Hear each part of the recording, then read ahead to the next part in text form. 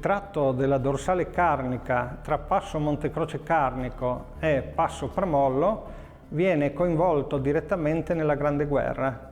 È un settore secondario rispetto al fronte principale, per cui troveremo attività soprattutto di pattuglie, molto lavoro di fortificazione e poche azioni militari.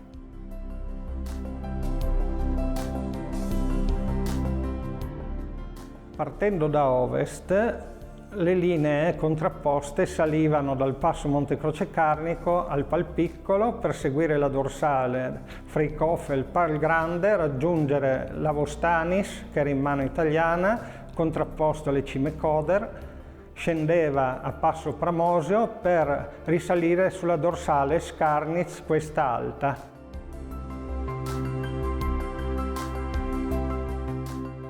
Successivamente alla questa alta la dorsale scende e troviamo il Monte Lodin, che dal 16 è completamente, definitivamente in mano austro-ungarica. Si prosegue oltre fino ad arrivare alla zona della Creta d'Aip. La cima è completamente in mano austro-ungarica ed è già una seconda linea.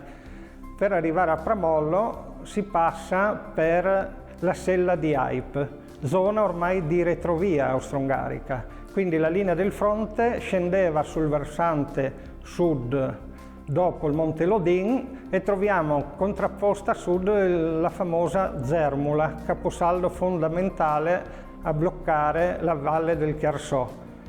Da lì la linea italiana seguiva la destra orografica del Pontebbana per arrivare in zona Pontebba. La prima linea austriaca invece seguiva la dorsale della Creta di Pricot e del Cavallo per scendere a Pontafel.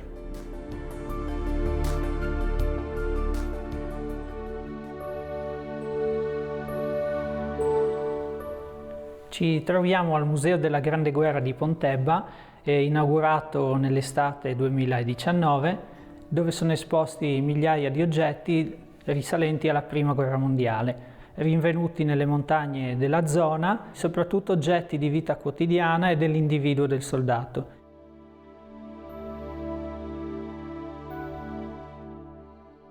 Come possiamo vedere alle mie spalle, abbiamo migliaia di scatolette alimentari italiane. Queste scatolette, oltre a essere consegnate dall'intendenza militare, venivano acquistate privatamente dai soldati nelle retrovie oppure spedite dai familiari al fronte.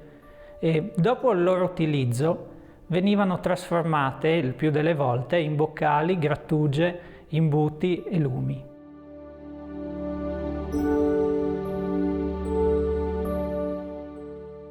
Oltre alla parte prettamente militare, i soldati al fronte trascorrevano le proprie giornate scrivendo alle famiglie a casa. Queste lettere erano sottoposte moltissime volte a censura. Molto sentita era anche la parte della fede, soprattutto da parte austro-ungarica il Natale era molto importante. Venivano infatti realizzati dei distintivi da berretto proprio per l'occorrenza.